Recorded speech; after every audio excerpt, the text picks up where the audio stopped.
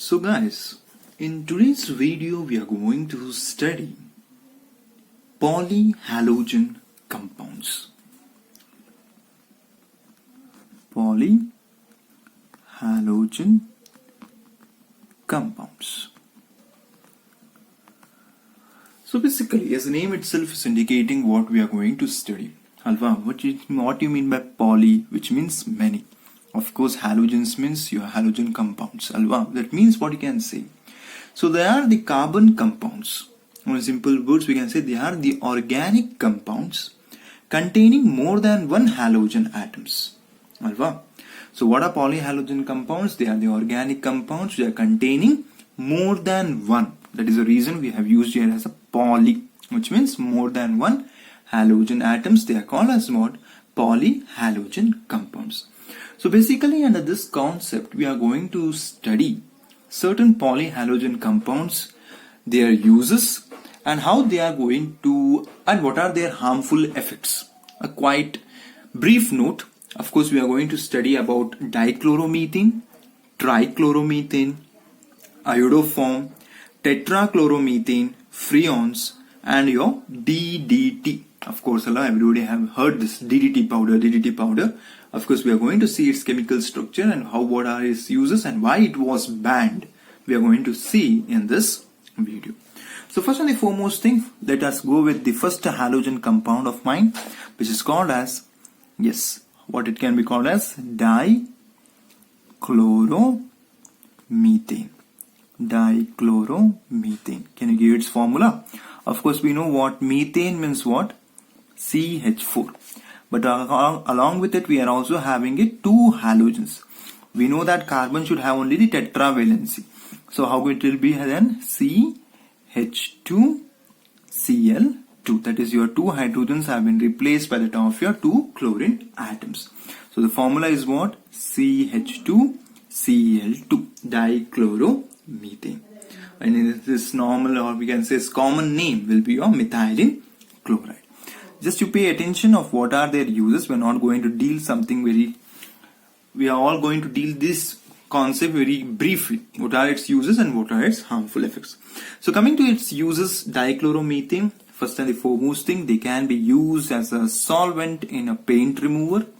Solvent as paint remover. So they can be used as a propellants in aerosols. They can be used as a propellants in aerosols. Yes.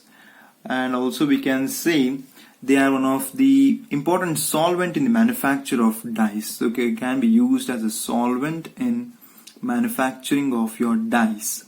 Manufacturing of dyes. Yes. Manufacture of dyes, and also we can say of your drugs also. Medicines prepare madake, we can use this dichloromethane as some of your solvent. And also they can be used as a metal cleaning and a finishing solvent. Coming to their harmful effects. What are the harmful they can be to our human system? So basically, if you are going to be in contact with this chemical for a long interval of time, it can affect or it can harm our central nervous system. That generally we can say as a CNS. I'm going to use as what? CNS, central nervous system. It can also lead to some dizziness. Like that. Dizziness. It can also lead to your nausea. Yes. Sometimes it can also lead to numbness. Numbness means what? You are not going to get the feeling or feel it. If you're going to touch something, of course it will be going through your neurons to your brain. Okay, I will get to know that there is a sense of touch. You will lose such sense of touch, and that chemical term, what we call it as, when you are losing such sense of touch, it is called a numbness. So it leads to the numbness of the fingers. Numbness in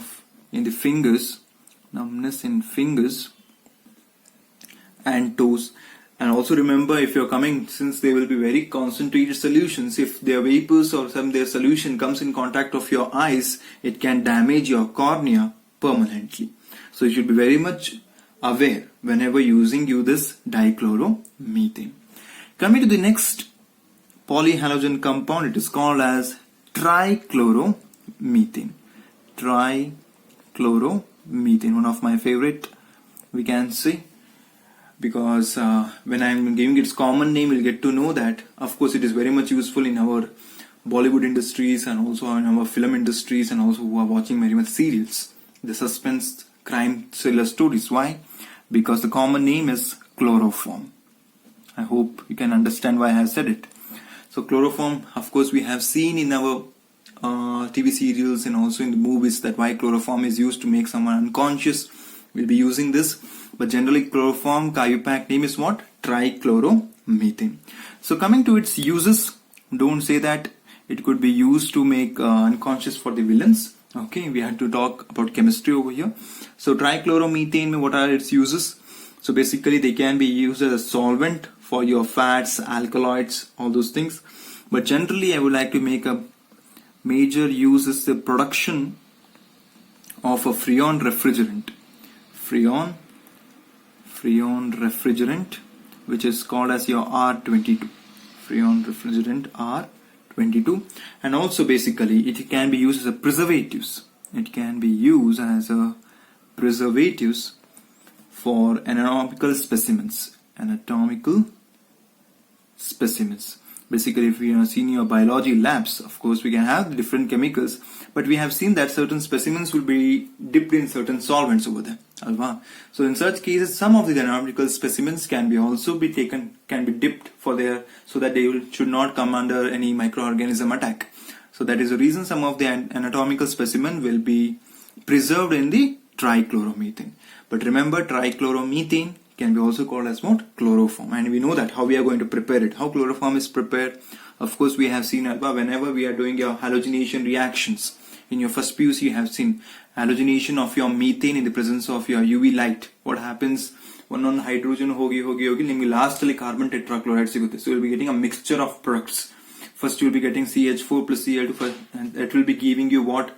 CH3Cl, then once again CH2Cl2, then afterwards CHCl3, then afterwards CCl4. So the mixture of the products will be obtained when you treat your methane with chlorine in the presence of your UV light. And all these products, of course, whatever we have obtained, yes, they could be easily separated to your fractional distillation.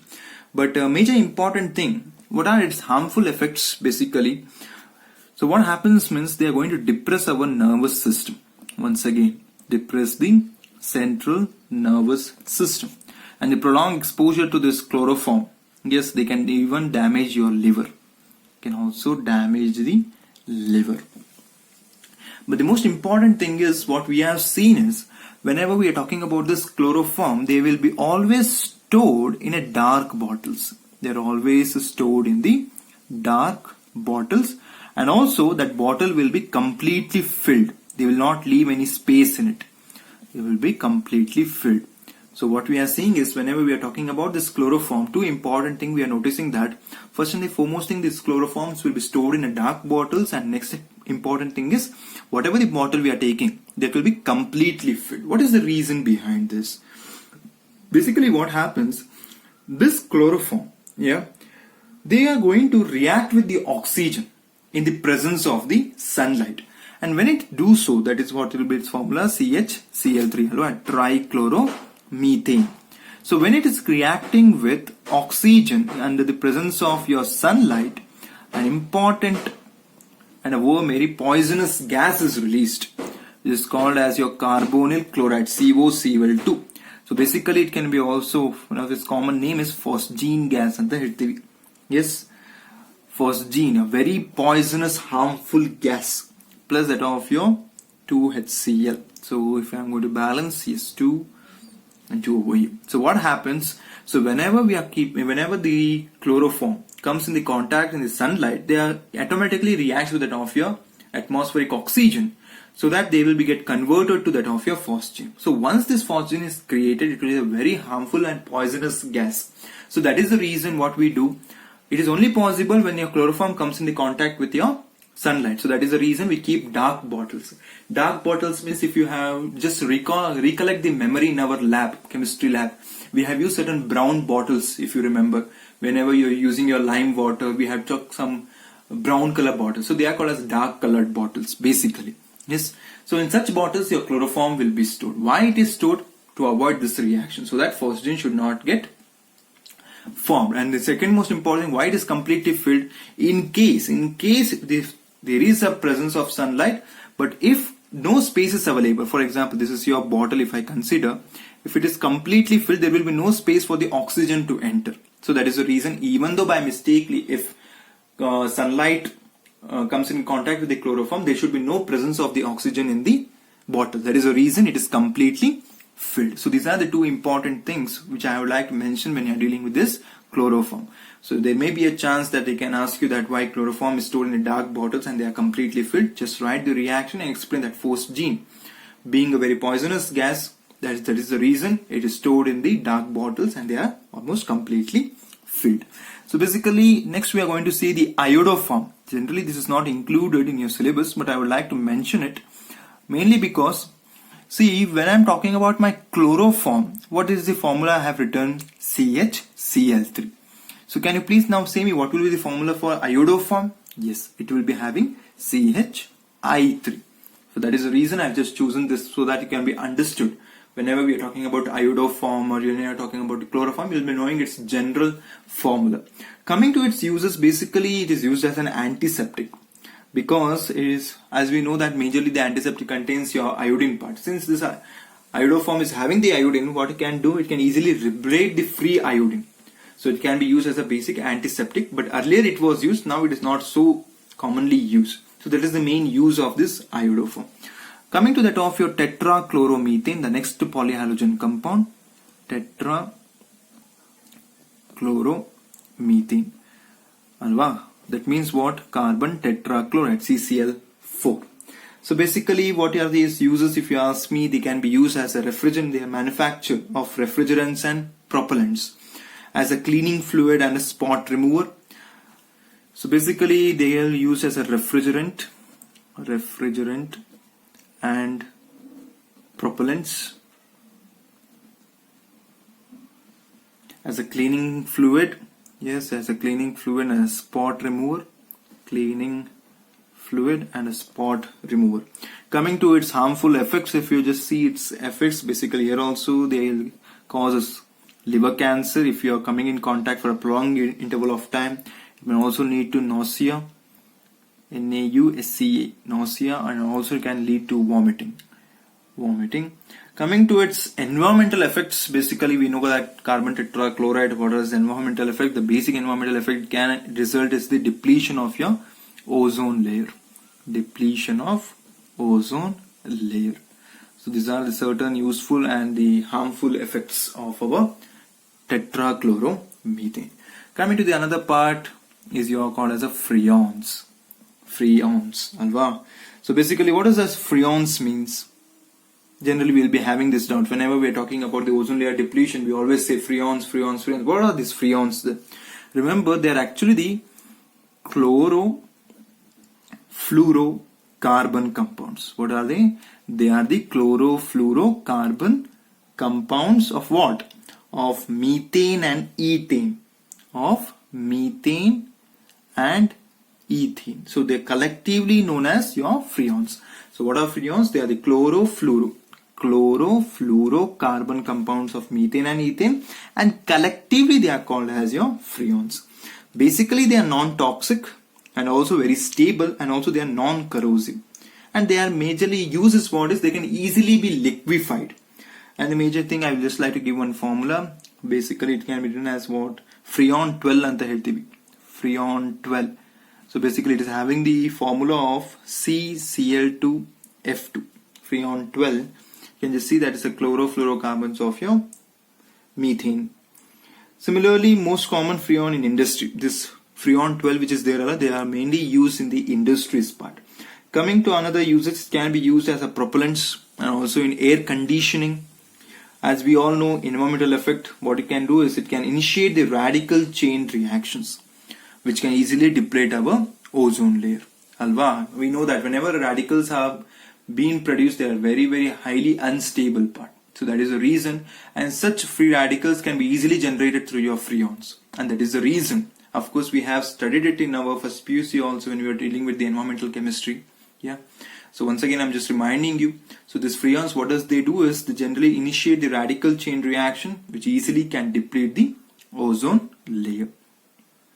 The next polyhalogen compound we are going to study is called as our DDT. Of course, we have heard this name from our childhood. So basically, one of the interesting facts I would like to share about this DDT is that this DDT was introduced during the Second World War. And majorly, it was introduced so that it could be effective against the lice, your fleas, mosquitoes.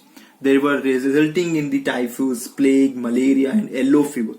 And certain times they were also used to eradicate your Colorado potato beetle, a beetle, and all such insects which were also attacking the valuable crops.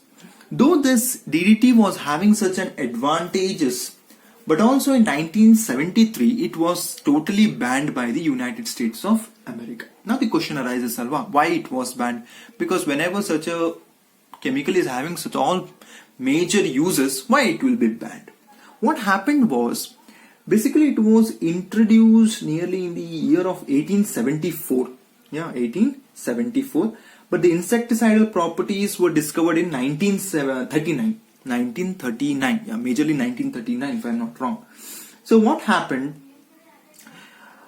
After a prolonged usage of this DDT, many species of the insects, they developed a resistance against the DDT. That means what? It is like a system within our body. That is how our WBC is there. First, certain microorganisms enters our body, will be falling sick. Then what does our WBC does? It will act like it will take this DNA counts and all those things, and it will be taking its DNA, it will be stored in our body. So once again, the same microorganisms enters in our body, of course will not fall sick. The same thing happened in the insects. Once the DDT, which was a highly poisonous substance for all the insects, afterwards what happens, this DDT was not so effective among the insects. That means the insects itself developed a resistance against the DDT. Since it is highly stable, that is your DDT being a highly stable, and it was not metabolized, that is not easily break down. What was happening? Of course, these insects, after eating this DDT, of course they were not metabolizing in their body. So instead it was stored in their fatty tissues. Yes. Of course we know that a food chain. So this insects which was being eaten by the fishes or by certain birds, what happened? It was proved a poisonous for them. That is, your fishes were dying, your birds were dying. And when we got an experimental research, why is it happening so? The major responsible reason was your DDT. So what happened? Once which was acting as a poison, the next period of time what happened once it was stored in the fatty tissues of your insects. And when it was stored in this insect spice, it was quite common for the insect, it was not dying. But when these insects were eaten by your fish or your birds, they were dying because it was acting as a poison for their immune system. For that is the reason. It's because it was making a hazardous change in our food chain. It was totally banned in our United States of America. This is the case I would like to share whenever we talk about our DDT. But of course now we are going to see certain chemical terms that how this DDT is prepared and what does this DDT refers to. Alva. So basically DDT abbreviation, if I am going to say, it is called as dichloro, diphenyl, trichloroethane. Yes, how can I say D and the nile? Dichloro, another D means diphenyl. So DD, dichloro, diphenyl. What does this T means? Which is called as our trichloroethane. Trichloroethane. Alva, simple words. So dichloro, diphenyl, trichloroethane. If we are going to see its structures, you'll get to know that why we have given this name. So basically CCl, alva, trichloro. Yes. Now next what they have asked, if I am going to write diphenyl, I want. So diphenyl, trichloroethane. Ethane means what? C, which should be with another C. So two carbon atoms with a single bond, ethane. Next, so I have finished trichloroethane is finished. I want now what? Diphenyl. So how can I write? Of course, one bond is over here. Another bond, if I am going to write, yes, phenyl andre go to C6H5. It should be phenyl andre next ಏನು ಹೇಳಿದರೆ dichloro. ಇದು phenyl ಆಗಬೇಕು ಅಂದ್ರೆ ಏನಂತ ಅರ್ಥ? S, ಇಲ್ಲಿ ಏನಾಗಿರಬೇಕು? Cl. 1 2 3 ಮೂರೇ ಬಾಂಡ್ ಆಗಿರೋದಲ್ವಾ. ಸೊ ಇಲ್ಲಿ ಒಂದು H. Of course, this is our benzene ring aromatic compound. So now we will just see the name.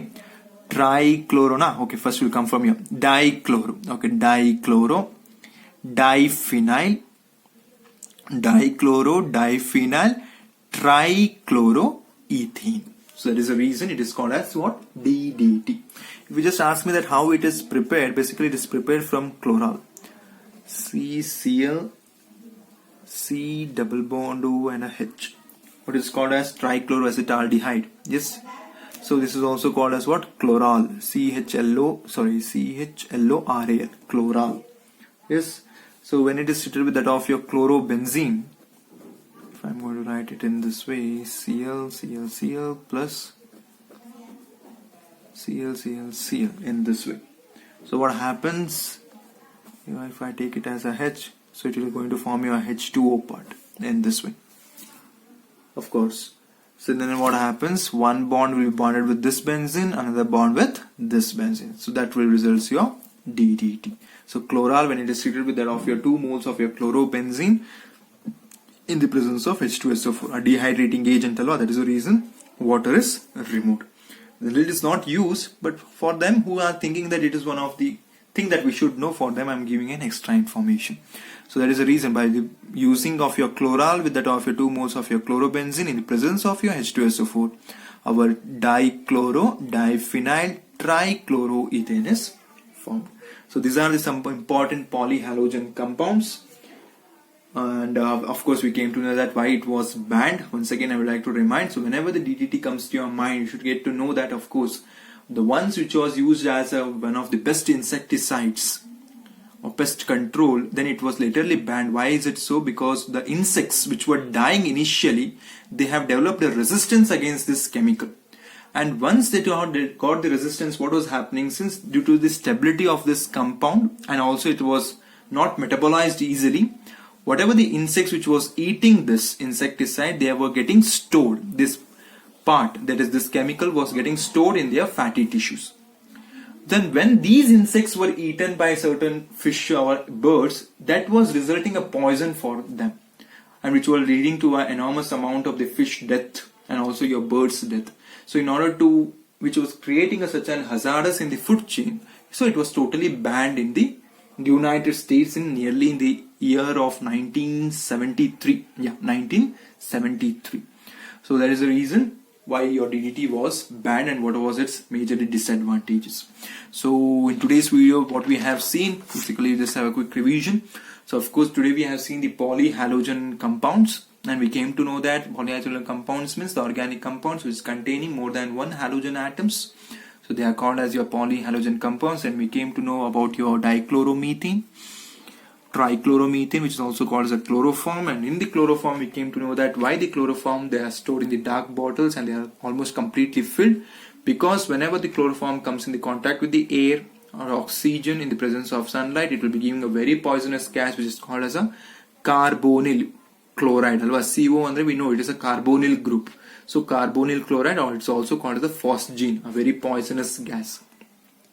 Then we also came to know about iodoform. Of course the formula is similar to that of your chloroform, but instead of Cl you have to write I, so CHI3. Then we also came to know about tetrachloromethane, and one of the major environmental defect of this tetrachloromethane can easily deplete our ozone layer. Then we came to know about the freons, and we came to know what are freons. They are the chlorofluorocarbon compounds of your methane and ethane, which are collectively called as your freons. And of course one of the major industrial use freon is our R12, which is freon 12, which is called as our CCl2F2. Then we came to know about DDT. Of course till now we were knowing only the short form of DDT, but today we came to know the abbreviation, what it is called as. Very much important. Dichloro, diphenyl, trichloroethane. So if you remember this structure easily, you can remember its name. Never by heart chemistry. Not only chemistry, never by heart your science. You have to always understand the way, how much effort you can put, you have to put, so that you can understand the concept, so that it will be remembered by you during all your lifetime. So this was certain polyhalogen compounds, and I would also like to give certain additional information about preparation of our haloalkanes through hydrocarbons, alkenes, yes, in this video itself. So in previous videos we have seen that how we were preparing the alkyl halides and the aryl halides from alcohols. So in today's video we are going to see that how can we prepare this aryl chlorides and aryl bromides through the electrophilic substitution reaction. But basic one important thing one has to know over here, that if you want to carry out this reaction, that is the preparation of your aryl chlorides or aryl bromides using your respective arenes, we have to use the Lewis acid as a catalyst over here. That is one of the most important things. That could be your iron or the iron third chloride. So for example, if I am going to choose my toluene, this is my methyl benzene, and I am going to take my halogen and I am doing my electrophilic substitution reaction. Of course, I know that I have to use my catalyst in the dark medium. Yes, in the absence of the sunlight, what happens? Of course, we are going to get mixture of the two products. That will be, one will be our ortho substituted and another will be our para substituted. E compound with respect to now this group, this is ortho, meta, this is para. So yavatte agli ಒಂದು group na ತಗೊಂಡು ಅದರ respect ಆಗಿ ನಾವು ಯಾವ position ಆರ್ಥೋನೋ ಮೆಟಾನೋ para ಅಂತ ನೋಡೋದು. So ಅದೇ ರೀತಿ for example I'm just giving you, ಇಲ್ಲಿ CH3 ಇದಿದ್ರೆ this will be the ortho position, this will be the meta, this will be the para. But what has happened over here? Here is the CH3. So with respect to this position, the next two positions, these two positions will be what? Ortho positions. This will be the meta positions. This will be the para position. So that this way you have to make sure. So substitute in the akkapakka in positions irutte, that will be ortho. Next barade nimde enagirutte meta. Next baradava para. So similarly one more will be your para substituted. So here will be my CH3, here will be my X. But do remember, here also I am going to get my HX. I am going to say that why I have also mentioned this product. So basically this is about our electrophilic substitution reaction. So whenever we have to prepare our aryl chlorides or the aryl bromides, in case if you have to put in the place of XCl or Br, we are going to use this reaction, and whenever we are doing this electrophilic substitution reaction, do remember we require a Lewis acid as a catalyst. And of course, whatever the two products we are going to get, we can easily separate it. Yeah, how we are going to separate it? Of course, the fractional distillation, because they are having their difference in the melting point. But the most important thing, if I want to prepare my iodobenzene, of course, what I do is, this reaction condition is same, but along with this, I'm also using my nitric acid or also my iodic acid, that is HNO3 or HiO3. Why is it so? Let me show you. So what happens means, in the same scenario, let us check out CH3 plus I2. So what is it will be giving you in the presence of your iron catalyst? This is your Lewis acid catalyst. Yeah, so you will be getting a CH3, and here you are getting your I part, which is ortho, and here you will be getting our para part. But along with this, you are also getting my 2HI. One of the major important thing we have to remember this reaction is reversible in nature. Yes, this reaction is reversible in nature, and we know that whenever a reaction is in equilibrium, yeah, this will be in equilibrium, it follows a Le-Chatelier principle. Now major question arises that how can we increase the rate of the product, or how can we increase the yield of the product? Of course, we know with respect to the Le-Chatelier principle, if I am going to change its concentration of the products, of course there will be a change in the equilibrium condition also. So what I have to do, of course these two are my main products, so I can't play with them. Instead of what I will do, I will play with this HI. So what I'm going to do with this HI, I'll make the HI to decrease in its concentration. I would like to say it once again, what I'm going to do, I'm going to play with this HI in such a way that I will be going to decrease the concentration of this HI. That is, I'm going to convert this HI to some other compound. So how can I do that? So basically what you can do, I will be using in that moment of time a concentrated nitric acid or my iodic acid, HiO3. What it will do, so whenever this HNO3 is coming in this case it acts as an oxidizing agent. So when it comes in contact with that of your HI, so what it will do is it will just convert your HI to your I2. Along with, you'll be getting your NO, nitric oxide plus water. So whatever this Hi was there, what happened? It will be converted to your I2. So initially what has happened? Its concentration decreases. And meanwhile, what happens in the reactant part? Of course, the concentration of the I2 also increases. So this aroma can be written after the usage of this HNO3. How can we write? Forward will be more favorable, backward will be less favorable. So when the forward is more favorable means what happens? The concentration of these two products will be getting in a major yield. ಜಾಸ್ತಿ yield ಅಲ್ಲಿ ಸಿಗುತ್ತೆ. So that is the reason. So whenever we are using our iodine and we have to prepare our iodobenzene, we use our concentrated nitric acid or iodic acid. Generally because since the reaction is reversible in nature, it will be easy for us so that we can direct the reaction in such a way that our product obtained will be in a maximum yield. So that is the reason we are using this nitric acid or a iodic acid. Similarly, the question arises or only have said with respect to chloro, bromo and hydro. Why not fluorine? Can be used. Of course, fluorine cannot be prepared by this method. Why is it so? Of course, by this method or this method, in both the methods we can't do the fluorine compounds or aryl fluoride. So electrophilic substitution reaction is not possible. The main reason is due to their high reactivity. Due to the high reactivity of the fluorine, fluoro compounds are somewhat difficult to be prepared by this electrophilic substitution reaction. Is that clear?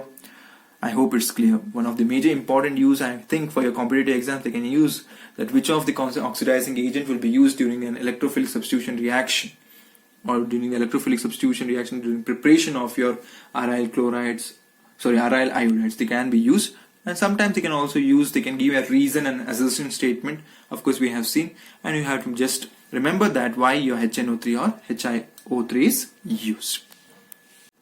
Next, we are going to see an important name reaction. Of course, this name reaction, once again, we are going to see in the chapter of amines. There I will be giving it a detailed view of this. But generally, if you know it initially, it will be very helpful when you are dealing with that of your amines chapter. So that is called as a Sand-Muir reaction. So what happens? Basically, to understand the Sand-Muir reaction, first and foremost thing we have to understand what do you mean by primary amine. So basically, guys, of course, what we know, this is our ammonia. Alva, this is our ammonia. So one hydrogen of the ammonia will be replaced by some alkyl group. For example, if I'm going to write as RNH2 in this way. So one hydrogen of ammonia one alkyl group in the replace agide. So this is called as our primary amine. Similarly, if another hydrogen gets replaced, that is your R2, this could be different, R dash different irbodu, same irbodu, but ಏನಾಗಿರಬೇಕು ಎರಡು hydrogen ಬದಲು ಎರಡು ಆಲ್ಕಿಲ್ group ಇದ್ದಾಗ ಏನಾಗುತ್ತೆ or aryl group ಇದ್ದಾಗ ಏನಾಗುತ್ತೆ. So this can be called as our secondary amine. Similarly, if all the hydrogens are replaced by our alkyl group, this is called as your tertiary amine. Of course, there is also a quaternary amine, which I will not say at this period of time. It will be confusing for you. I will just deal with it when I am dealing with my chapter of amines. So why I have said this? Because whenever we are talking about this Sand-Muir reaction, it mainly involves this primary amine. So that is the reason it will be better for you to know that what do you mean by this primary amine. So so when our primary amine, it is going to treat with our mineral acids like your sulfuric acids, all those things, H6 and HCl use ಮಾಡಿದಾಗ mineral acid ಅಂತ cold ಆಗಿರಬೇಕು. And in the presence of a sodium nitrite, we are going to get a salt which is called as a diazonium salt. For example, if I am going to take my aniline na consider madana, NH2 alva, this is a primary amine. R can be an alkyl or an aryl group. R idagirutte, NH2, this is common name is what? Aniline. So basically, when I am going to treat this with some sodium nitrite and in the presence of my HX, a cold mineral acids, nearly in the temperature range of 273 to 278 Kelvin, I am going to get a benzene diazonium salt. Benzene diazonium salt, that is N2 plus X minus. Yes. So this benzene diazonium halide benzene diazonium salt or benzene diazonium halide. So treating this diazonium salt with that of your cuprous chloride or cuprous bromide. If I just generally write as Cu2X2, cuprous chloride or cuprous bromide, what happens? We are going to get our respective aryl halide. So ಇಲ್ಲಿ X ಇರುತ್ತೆ, ಅಲ್ಲಿ ಬಂದು ಅಲ್ಲಿ substitute ಆಗಿರುತ್ತೆ. So by this reaction, we are calling it as what? Sand-Mears reaction. But the major important thing here, once again, we have to keep a note. What is that? So whenever we are treating this diazonium salt, or we can say whenever you have to prepare your iodine, iodobenzene, ಇಲ್ಲಿ X ಬದಲು I ಬರಬೇಕು ಅಂದ್ರೆ, remember, there is no need of this Cu2X2. I repeat once again, so whenever I have to prepare my iodobenzene, there is no need of this Cu2X2. Instead of this Cu2X2, it is generally we can use your potassium iodide, very simple chemical. Why is it so? Once again, because of its easily reaction. ಏನಾಗುತ್ತೆ, once ಈ diazonium group ಬಂದಾಗ ಅದ್ರ ಜೊತೆ ನಾವು potassium iodide ಹಾಕಿ ಜರಿ shake ಮಾಡಿದ್ರೆ ಸಾಕು, will be getting our iodobenzene. Since the reaction is very simple, so we are neglecting this Cu2X2, which is not needed whenever you are preparing our iodobenzene. So this is called about your Sand-Mears reaction. Coming with respect to what happens when you treat or you have to convert your alkenes to that of your respective alkyl halide. Basically, if I'm going to choose my C general reaction, C double bond C in this way. So generally by treating with some HX, your hydrogen halides, what happens? We'll be getting our respective alkyl halide. This is simple when we are taking a symmetrical alkene. But in case if I am choosing my unsymmetrical alkene, what happens? Unsymmetrical alkene, what happens? So this is generally the preparation of your alkyl halides from alkenes. Till now what we have seen was the preparation from hydrocarbons.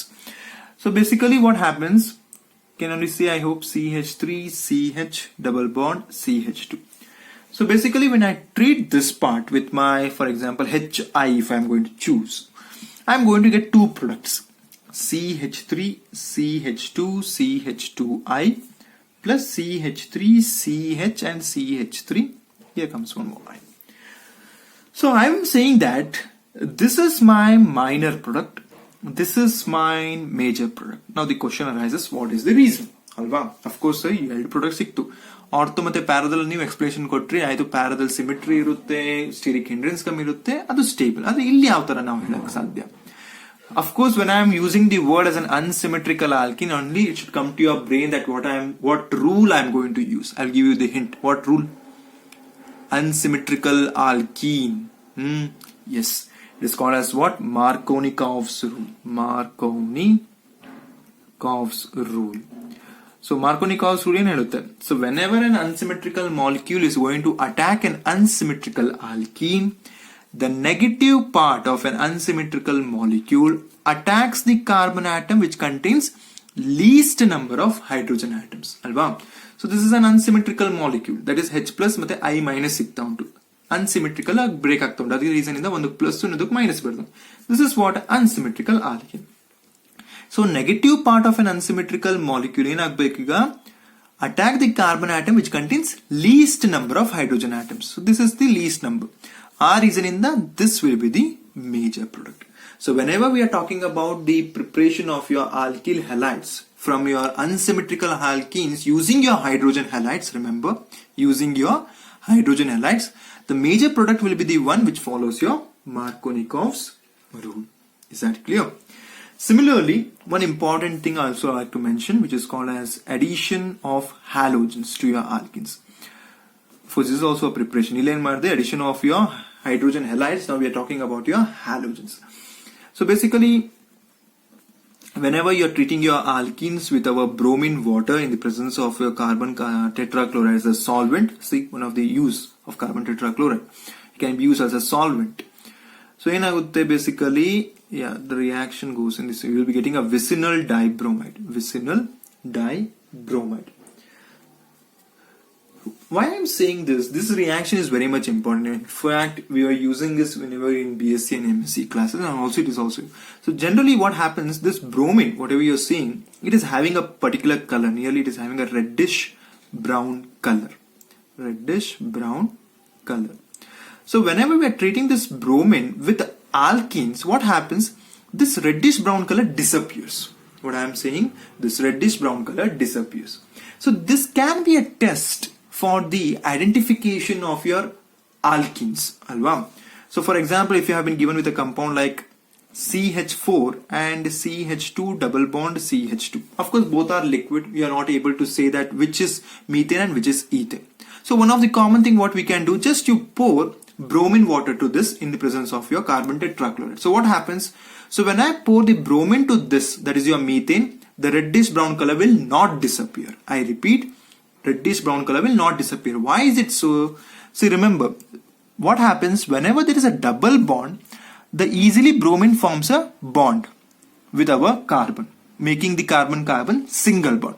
But in methane, what happens? Instead having the double bond, actually it has a single bond itself. So there is no point that bromine goes and attacks it. So that is the reason. Unless and until bromine is not getting dissociated into respective atom, it will not give the color change. Alva? Bromine molecule is reddish brown color, but bromine atoms are not. Reason in the name. So that is the reason I'm talking like this. So whenever we are talking about your alkenes and they are treated with your bromine water, which is reddish brown, what happens? The bromine molecule breaks. Once it breaks, what happens? Reddish brown color disappears. So that is the reason. This could be a test, which is in your higher classes you are going to see, which is called as a bromine water test. So that could be a test for the identification of your alkenes. So these were certain important things which I would like to mention in this chapter of your haloalkanes and haloarenes. So basically we have seen most important things. So how can we prepare our aryl chlorides and aryl bromides through the electrophilic substitution reaction. Then we also saw the Sandmeyer's reaction, and there we came to know certain important thing, that is what you mean by primary amines, secondary amines and tertiary amine. Remember it, because it will be useful when you are dealing the chapter of amines. Then also we came to know with respect to that how can we prepare our alkyl halides through the alkenes by using our hydrogen halides. So whenever we are having we have been provided with an unsymmetrical alkenes, so it will be following your Markovnikov's rule, and according to that rule which product will be major, we can easily judge it. Then coming with respect to the addition of halogen, we came to know that whenever an alkene, that is your symmetrical alkene, or any alkenes which has been treated with that of your halogens in the presence of your carbon tetrachloride, we will be getting your vicinal dibromides. But in the case the addition of halogens is added to that of your alkenes, what happens is it cannot be giving a color change. So that is the reason it could be used as a test, which is called as what? Bromine water test for the identification of our alkenes. Is that clear? So this completes our chapter of haloalkanes and haloarenes.